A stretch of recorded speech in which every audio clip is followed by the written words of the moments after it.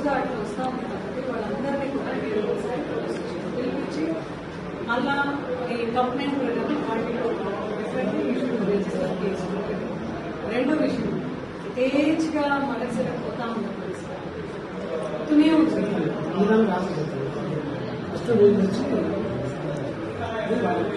August 14, 2025లో Sunil అనే అబ్బాయి హత్యకు గురి అవుతాడు.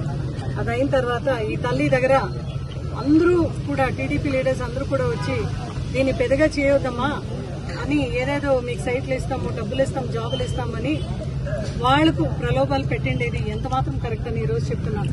దాంట్లో భాగంగా మినిస్టర్ సవితమ్మ కూడా పిలిపించుకొని జరిగిండేది జరిగిపోయింది, మళ్ళీ మీకు అది ఇస్తాం, ఇది ఇస్తాము, ఇండ్లు ఇస్తాం, జాబ్ ఇస్తాము, క్యాష్ ఇస్తామని చెప్తా ఉంటే సవితమ్మ నీ అధికారం, నీ మంత్రి పదవి దుర్వినియోగం చేసుకుంటూ నువ్వు మిస్యూజ్ చేసుకుంటూ ఈ రోజు వీళ్ళందరికీ కూడా హెల్ప్ చేస్తానంటున్నావు కదా, ఏమాత్రం సమంజసం? నీకు ఈ హత్యకు ఏం సంబంధం అని అడుగుతున్నాం.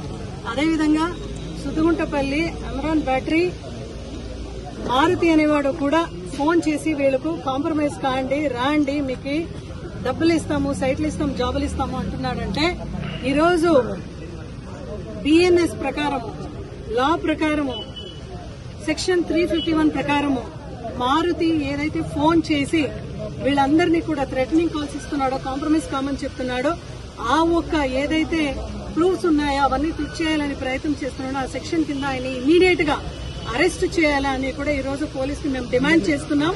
అదేవిధంగా సవితమ్మని కూడా అరెస్ట్ చేయాలని డిమాండ్ చేస్తున్నాం. ఆమె పైన యాక్షన్ తీసుకున్నాలని డిమాండ్ చేస్తున్నాం. ఆమె స్వంత పేపర్ కూడా ఈ రోజు మినిస్టర్ పదవిలో, మినిస్టర్ పర్ఫార్మెన్స్ లో లాస్ట్ లో సవిత ఉంది అని ఇచ్చినారు.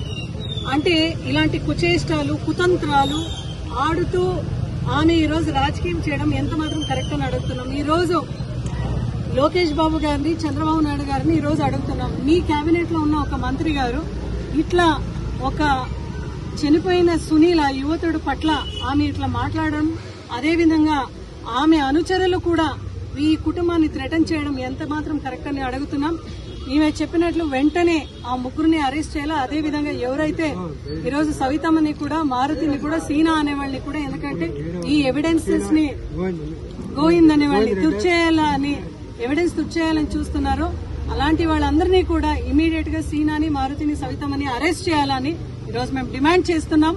అదేవిధంగా మొన్న కూడా ఒక టెంపో సీనప దళిత నాయకుడి పైన త్రివేంద్ర అనేవాడు కూడా పోయి అక్కడ అటాక్ చేస్తే మేము ఆయన కంప్లైంట్ ఇస్తే 12 రోజుల తర్వాత ఎస్సీ అట్రాసిటీ కేసు కట్టారు. కట్టిన తర్వాత కూడా టెంపో సీనపు కూడా ఉండే ఇల్లుని ఖాళీ చేస్తామని త్రివేంద్ర, అదేవిధంగా ఆయన ఉండే షాప్ ని కూడా, వ్యాపారం చేసుకునే షాప్ ని ఖాళీ చేయిస్తాం. ఎల్బీజీ నగర్ లో కోర్టు ద్వారా ఆయనకు వచ్చిన ల్యాండ్ ని కూడా, ఆ ఒక ల్యాండ్ ని సీనప్ప పేరులో మేము మీకు వేరే వాళ్ళ పేరులో చేస్తామని బెదిరించడం, ఇటువంటి ఎవరైతే చేస్తున్నారో చెప్పి పంపిస్తున్నారో వాళ్ళపైన కూడా ఎస్పీ గారు కఠినమైన చర్యలు తీసుకుంటూ, ఎందుకంటే థ్రెటనింగ్ కాల్స్ వచ్చినా కూడా వాళ్లకు 7 to 2 years జైలుకి పంపించే ఒక సెక్షన్ ఉంది కాబట్టి ఆ సెక్షన్ కింద టెంపో సీనప్పుని ఎవరెవరైతే బెదిరిస్తున్నారో వాళ్ళందరినీ కూడా లోపలికి పంపించి ఎస్పీ గారు నిజంగా లా అండ్ ఆర్డర్ ని ప్రొటెక్ట్ చేయాలని ఈ రోజు ఆయన మనవి చేసుకుంటున్నాం. ఎందుకంటే ఈ రోజు జగనన్న 2.0ని లాంచ్ చేసి ఈ సూపర్ యాప్ ని లాంచ్ చేసింది ఎందుకంటే ఇలాంటి వాయిస్ ఆఫ్ ది వాయిస్లెస్ గా నిలబడి ఆ వాయిస్ వినిపించాలని ఈ రోజు అందరినీ కూడా కోరుకుంటున్నాము.